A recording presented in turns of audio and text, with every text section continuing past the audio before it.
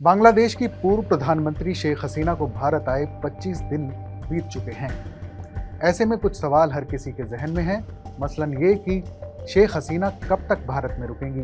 क्या 1975 की तरह भारत उन्हें लंबे समय तक शरण देगा?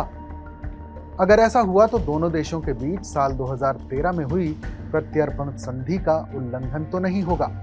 शेख हसीना के भारत में रुकने से बांग्लादेश के साथ भारत के रिश्तों में तलखी तो नहीं आएगी?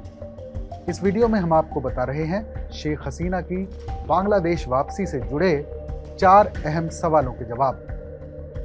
नमस्कार, मेरा नाम है फरीद अली और आप देख रहे हैं TV9 डिजिटल। आरक्षण के मुद्दे पर जारी हिंसा के बीच 5 अगस्त 2024 को बांग्लादेशी प्रधानमंत्री शेख हसीना और उनकी बहन ने बांग्लादेश छोड़ दिया। उधर राष्ट्रपति मोहम्मद शहाबुद्दीन ने संसद भंग कर दी।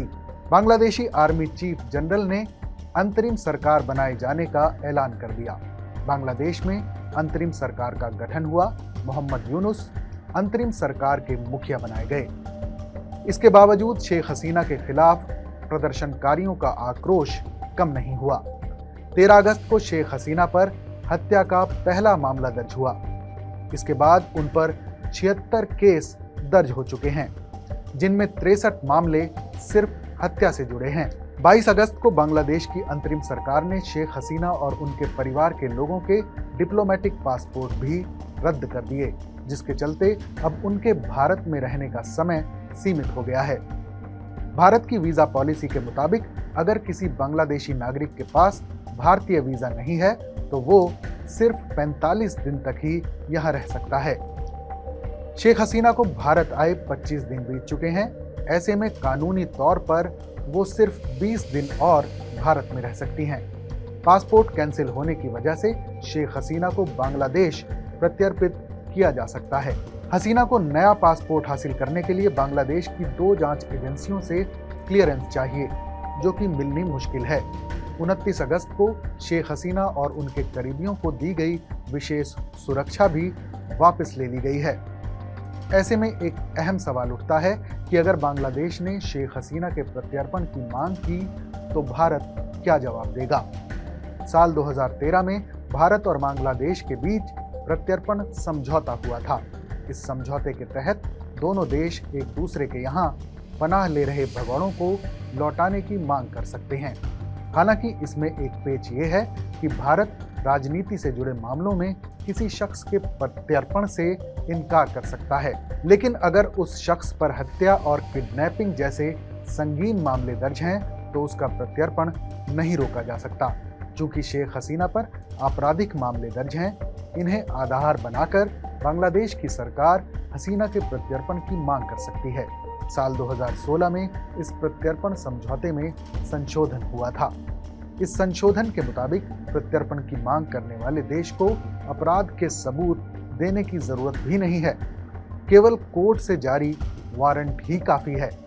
हालांकि विदेशी मामलों के जानकारों का कहना है कि भारत सरकार हसीना के प्रत्यर्पण से इनकार कर सकती है। वो कह सकती है कि हसीना पर लगाए गए आरोपों के ठोस सबूत नहीं हैं। प्रत्यर्पण समझौते के अनुच्छेद 8 के मुताबिक प्रत्यर्पण से इनकार के लिए कई आधार दिए गए हैं। ऐसे मामले जिनमें आरोप साबित करने के लिए पर्याप्त सबूत नहीं हो या फिर ये सैन्य अपराधों से जुड़े हों तो प्रत्यर्पण से इनकार किया जा सकता है। भारत बांग्लादेश प्रत्यर्पण संधि के अनुच्छेद 7 के मुताबिक कोई देश प्रत्यर्पण की मांग को नामंजूर कर सकता है। इसके बदले वो अपने यहाँ उस शख्स के खिलाफ मुकदमा चलाने की बात कर सकता है। हालांकि ऐसा करने से दोनों देशों के संबंधों में दरार जरूर आ सकती है। अब ऐसे में भारत को इस मामले में क्या कदम उठाने चाहिए? इसका जवाब इंडियन एक्सप्रेस की रिपोर्ट देती है। पूर्व रॉ अधिकारी का कहना है कि भारत को बांग्लादेश के साथ अपने संबंधों पर और अपने आर्थिक हितों की सुरक्षा पर ध्यान देना होगा। साथ ही उसे पुरानी मित्र और सहयोगी शेख हसीना के साथ खड़ा भी दिखना होगा। हसीना को बांग्लादेश को सौंपने में हमारा हित नहीं है। दोनों पक्षों के पास वकील हैं जिनका इस्तेमाल करके वो अपना पक्ष रख सकते हैं। इस वजह से संधि की कानूनी बातें मायने नहीं रखती। इस मामले में संतुलन की जरूरत नहीं।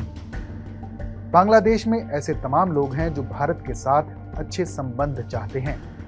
बांग्लादेश में हसीना की पार्टी आवामी लीग की जड़ें बहुत गहरी हैं। वो फिर से उठ खड़ी होंगी।